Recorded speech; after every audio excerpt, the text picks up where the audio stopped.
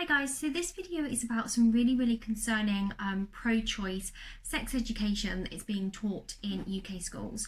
I'm kind of getting increasingly worried about our younger population.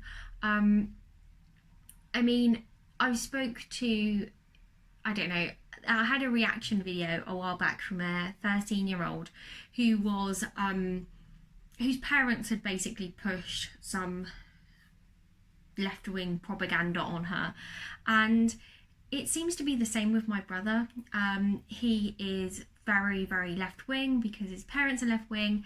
And I just feel like the schools are really pushing this left wing narrative.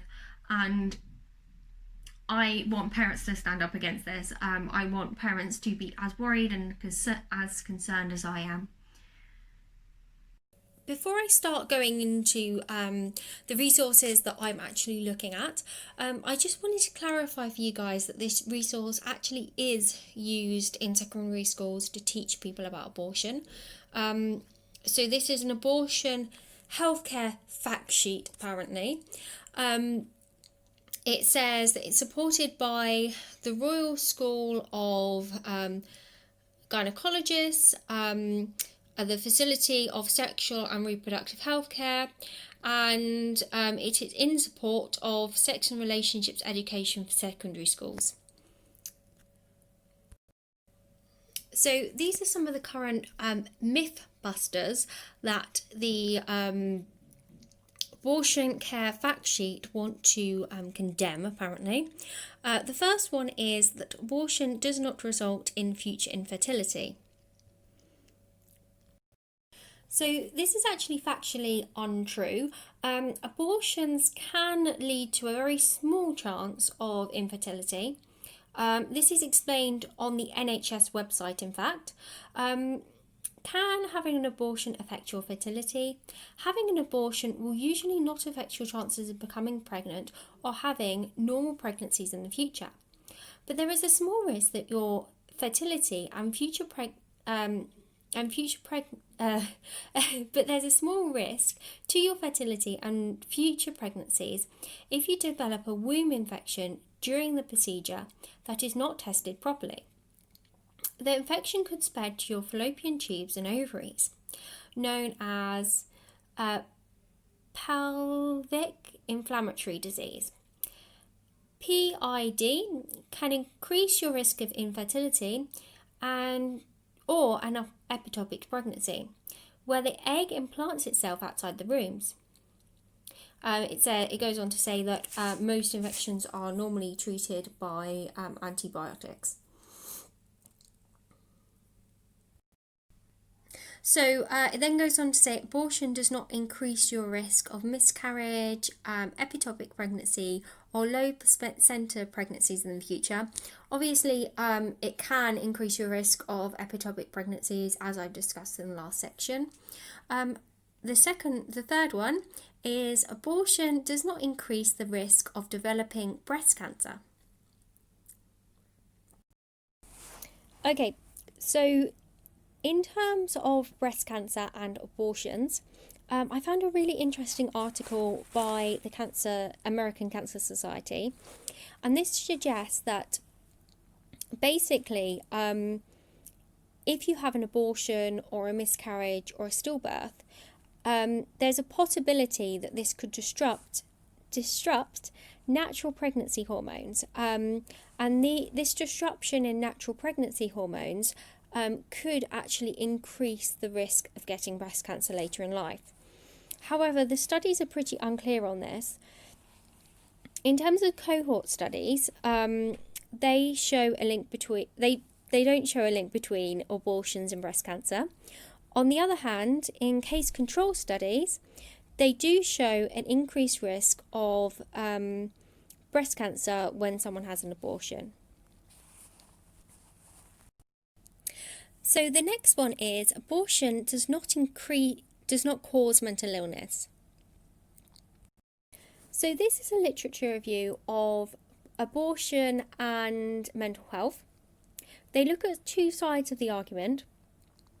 The first one are people who are mental health workers suggesting that women shouldn't have abortions.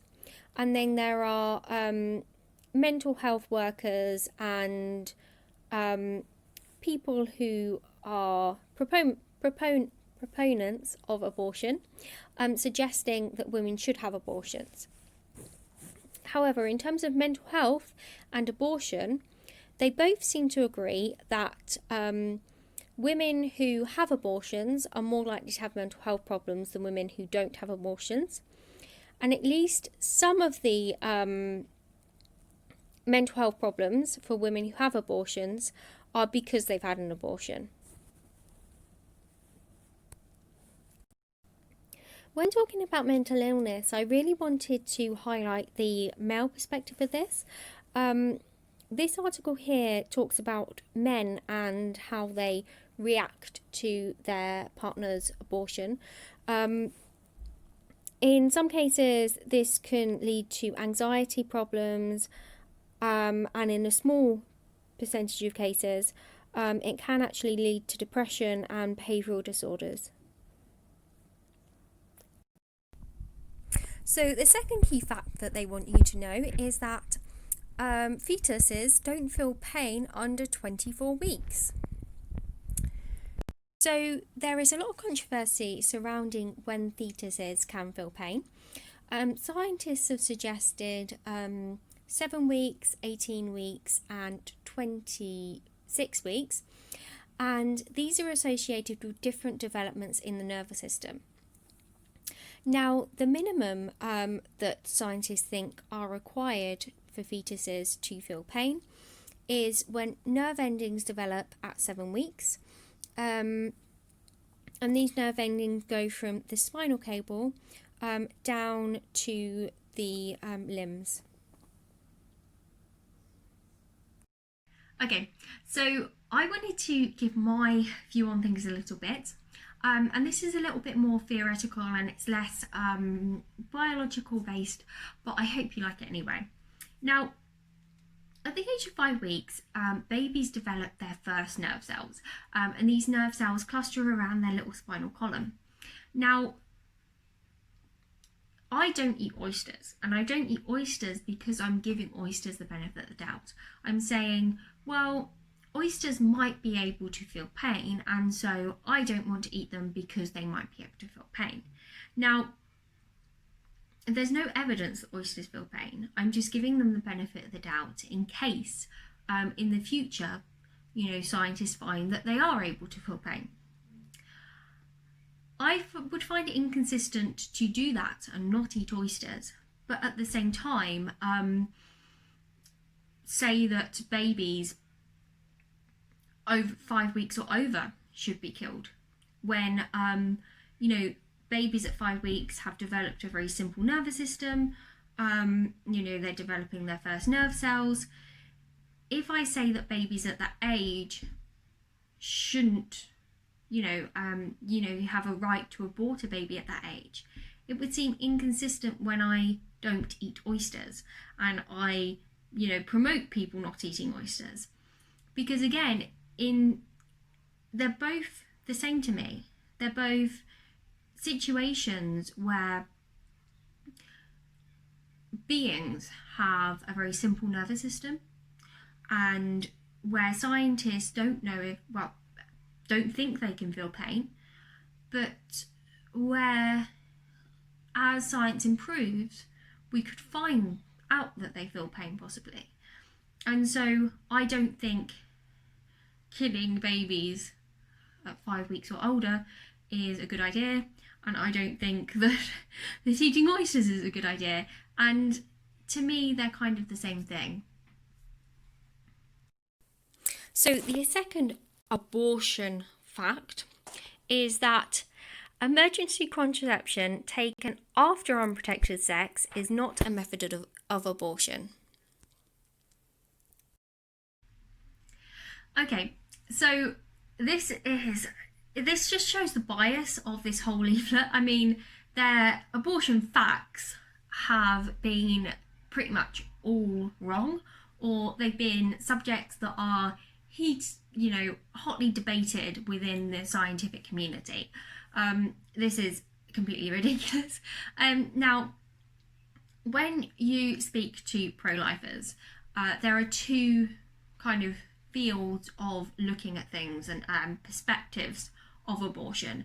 The first is pro-life implantation. So you're pro-life when implantation starts, or you're pro-life when conception starts.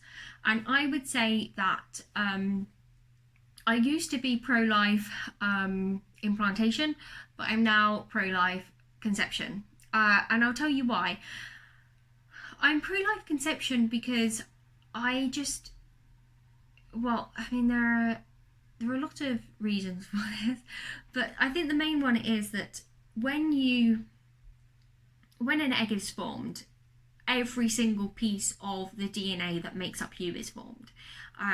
It includes information about whether you are going to have, baldness in your old age. It includes information of your eye colour, of your hair colour, of the ethnicity that you're going to be, of every single thing about you, including like your mentality, including whether you're going to be a very outgoing person or a very anxious person, or every single thing about you. And that's why it's part of the reason that life is so precious, because of your DNA. And I just feel that every single embryo, is a unique human being with their own personality and their own genes, and that's a really special thing, and we shouldn't be destroying life all of the time over that. In terms of what the abortion fact sheet has said, and I will hopefully leave some resources down in the description below so that you can look over any of the articles that I've gone over and have your own informed decision. But in terms of emergency contraception, which they were talking about here, okay. I mean, I consider it an abortion if you are preventing eggs from implanting. Well, not if you're preventing eggs from implanting, yeah. And okay, fine, emergency contraception prevents eggs from implanting, so I would consider that to be an abortion. Whether you consider that to be an abortion, okay, we can debate that, but I would consider that to be an abortion. However, it's not just the Plan B pill which is preventing eggs from implanting in the uterus. It's the contraceptive pill. It would be IUDs as well, hormonal IUDs. So any form of hormonal contraception will both prevent eggs from implanting and will prevent eggs from being released into the uterus. So if you use any hormonal contraceptives, I would say that is a kind of form of an abortion. I wouldn't say it was quite as bad as aborting a baby at 23 weeks or something, but I would say it was a form of abortion. I have a number of issues with hormonal contraceptives anyway. I think that they are bad for women's health. They can increase your risk of cancer, various types of cancer. They can increase your risk of blood clots. This has been, the scientific literature is out on this, and it's very, very clear that they do those things.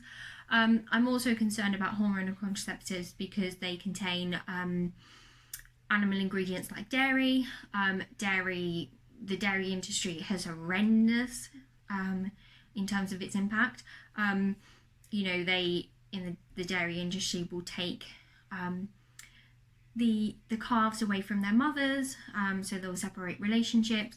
They'll kill the female cow when its milk production declines. They will either export the calf for veal, or it'll be put into the beef industry. So I really don't want to consume unnecessary drugs with dairy in them. I think that is, I don't know, I wouldn't say that wasn't vegan, but I don't want to do that as a vegan. These drugs are also tested on animals, which is another issue that I have. I don't mind taking drugs that are tested on animals if, it's going to save my life in some way. But, having premarital sex, it's actually, and taking drugs which are unhealthy is worse for me. It could lead to an unplanned pregnancy. It could lead to an increase in health risks. I find that not something that I want to do. And so, I I don't know, I don't know why these discussions aren't had in a classroom setting. I don't know why the teachers are pushing such pro-choice propaganda on children. I think that this is a ridiculous leaflet to give to kids.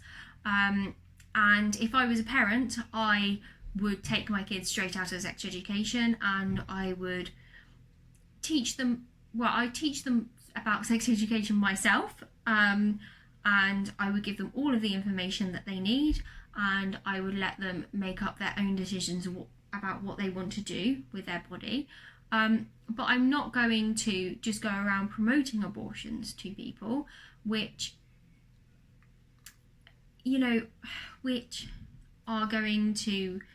might cause them potential injury to their uterus, which might cause them mental health issues,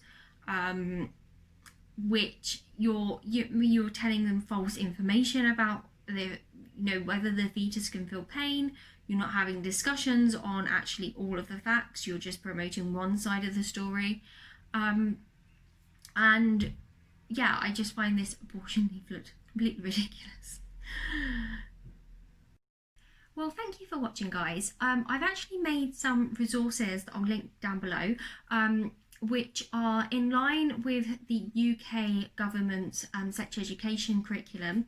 They're very non-biased in their look on things. They have a lot of debates that you can, have with different people. And so definitely, if you're thinking of taking your kids specifically out of sex education, I would definitely give them those resources, and hopefully it will kind of open their mind and they'll be able to see different perspectives on the way that sex is viewed, and the way that abortions are viewed as well. And so definitely check out those resources if you're interested. And if I was a parent and I had a teenage son or daughter, I would definitely take them out of sex education, because it's nothing but left-wing propaganda. I tried to only include that one abortion fact sheet leaflet because it was being promoted by the government, but there are a lot of resources that are being used by schools that I've seen online, which are promoting incorrect information, basically. There was one leaflet that I saw that was talking about condom usage, and they said that condoms prevented STDs, and that condoms were 99% effective at preventing pregnancy. Now, I thought this was completely ridiculous, because when you look at the average usage rate of condoms, they're only 80% effective. And if you actually think about STDs as well, a lot of STDs are transmitted through things like oral sex or hand jobs, which obviously, if you're telling children that they're effective at reducing STDs and that they're 99% effective, then they're just going to use condoms, and then they're going to unexpectedly get pregnant, thinking that they're 99% effective when they're literally not. And so this whole how sex education is taught in the UK is completely ridiculous, and I hope you agree with me on this. Anyway, thank you for watching, guys. Please subscribe and like this video, and yeah, comment down below if you like it.